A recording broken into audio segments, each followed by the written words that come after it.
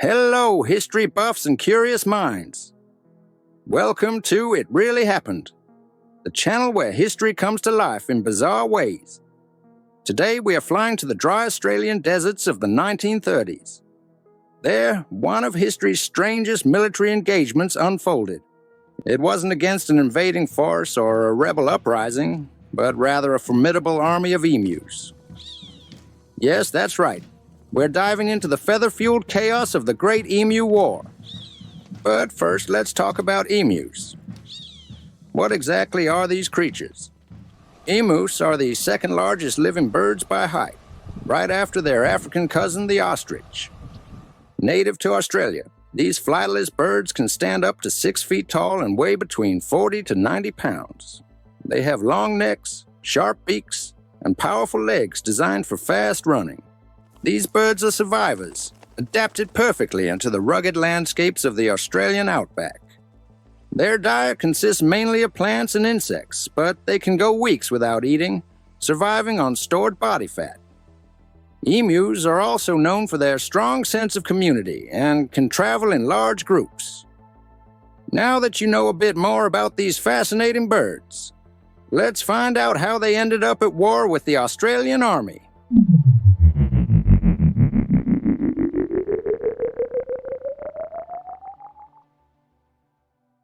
We're turning back the clock to Western Australia in the 1930s during a really tough time called the Great Depression.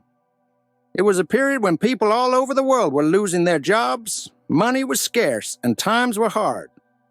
Even bread on the table wasn't a sure thing. In this difficult time, some brave farmers, many of whom had just come back from fighting in World War I, were given pieces of land by the government. Their mission? To turn the wild, untamed outback into flourishing farms. But as they say, when it rains, it pours. And not just rain, but emus. Yes, a storm of feathers was about to hit, and it wasn't going to be pretty. These farmers were already dealing with dry land that was hard to plow and struggling crops due to limited resources and the harsh economic conditions of the Great Depression.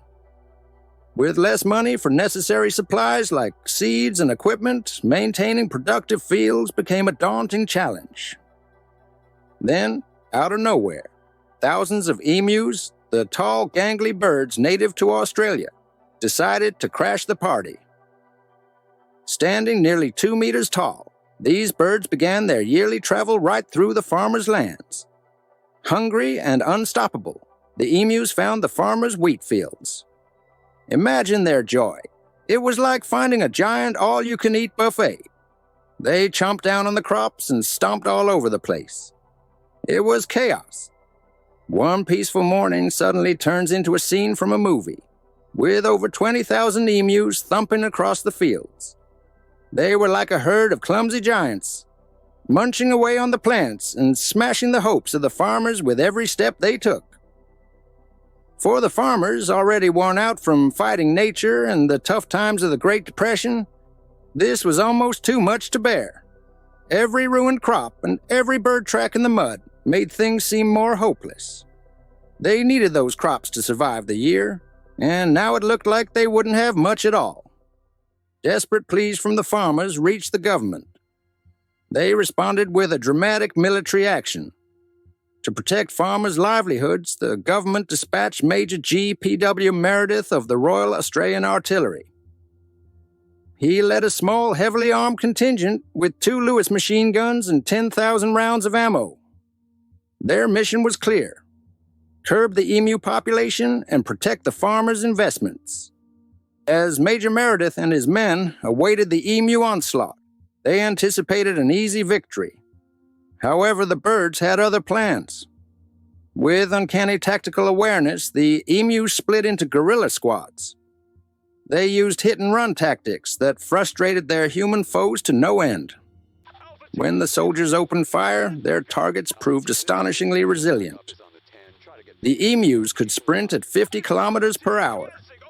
They scattered in all directions. Their erratic movements made them hard to hit. The initial encounters resulted in minimal casualties, on the emu side, that is. Undeterred, Major Meredith adapted his strategy.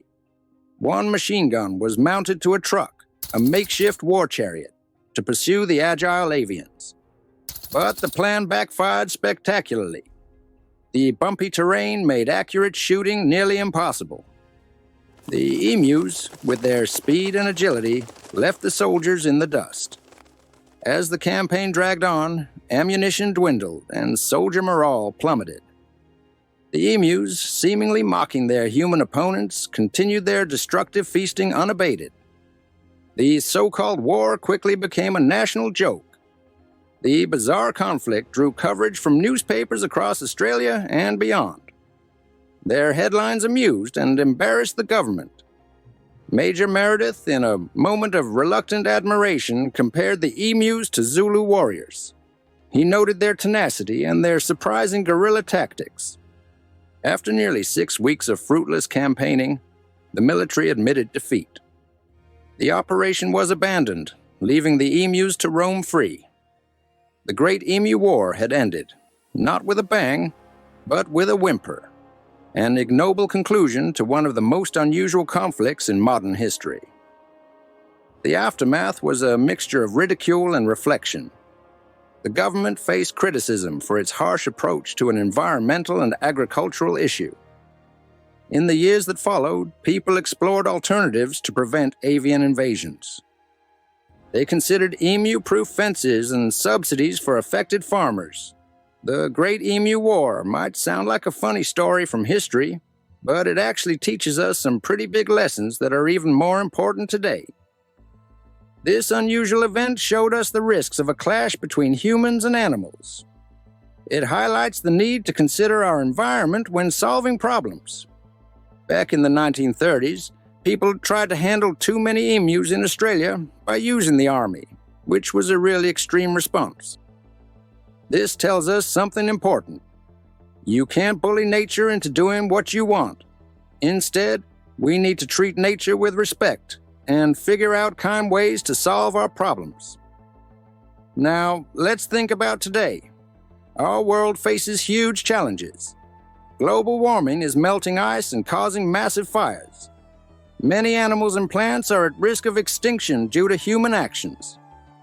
The Global Climate Risk Index says that in the last 20 years, extreme weather has affected over 495 million people due to climate change.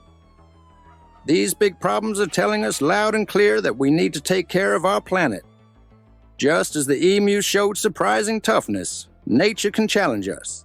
It often responds in unexpected ways. We should never think we're too powerful or underestimate what nature can do. The Emu War story urges us to find lasting, eco-friendly solutions. Quick fixes may cause more problems later. We can stop global warming and keep our planet healthy by supporting renewable energy like solar and wind power. We should also protect nature and push for environmental rules. So, what can we learn from all this? It's important to act like guardians of the earth, learning from our past to build a better future where both people and nature can do well. Every little thing we do makes a difference. It includes recycling, supporting local farms, and sharing ways to protect nature.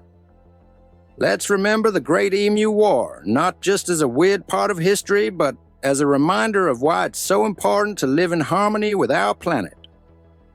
Let this story inspire us to take actions that help our world, starting today.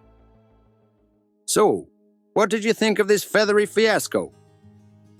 The Great Emu War shows history can surprise and enlighten us. It offers strange but valuable insights into the clash of nature and human effort. Would you like to learn more about history's quirkiest conflicts?